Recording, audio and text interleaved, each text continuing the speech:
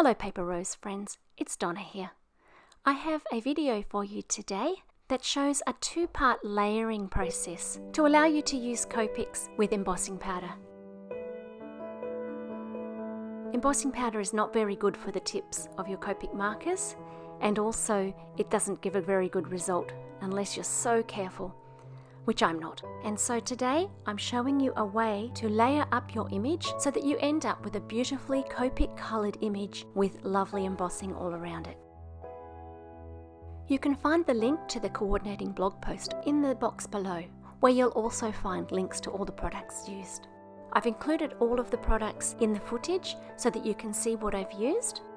I haven't listed the specific numbers of Copics that I've used because I think that any colour will work here and the exact colours are not that important. So you can use what you have in terms of alcohol markers to do this same card.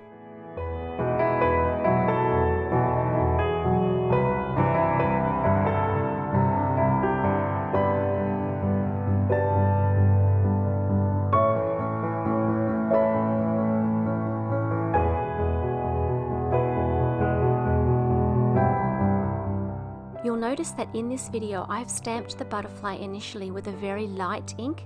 This was so that the underlayer wouldn't show through when I did the gold embossing. But actually, such a light colour made it quite tricky to colour and to see where I was on the image, so I've often pulled that stamp plastic sheet back on top of my image to see exactly where I am. If you wanted to, you could easily stamp it with a darker colour, even black, because the embossing will give pretty good coverage, and I think even black would be covered up. Certainly you don't need to go as light as I did. You'll also notice that I'm not being super careful.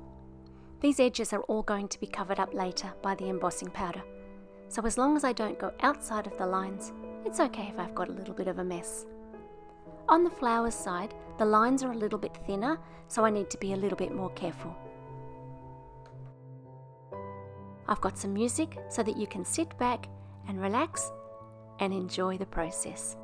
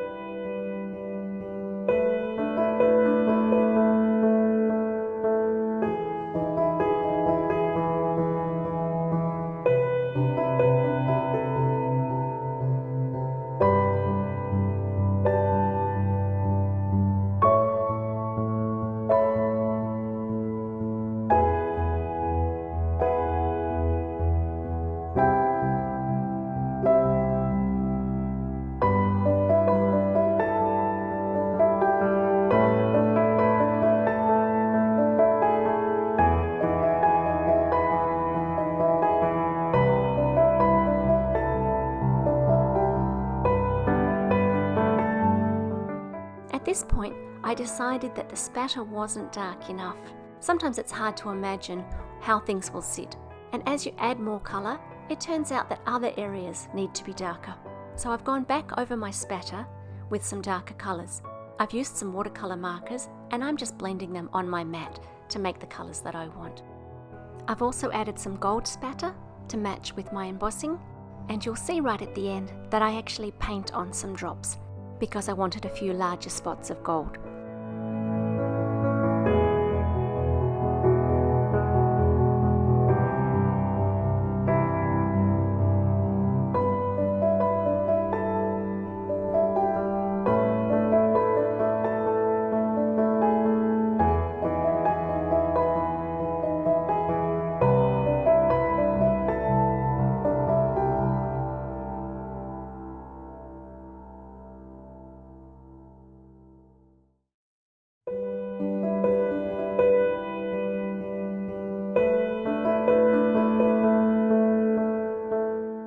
I have some close-up pictures for you now of the card.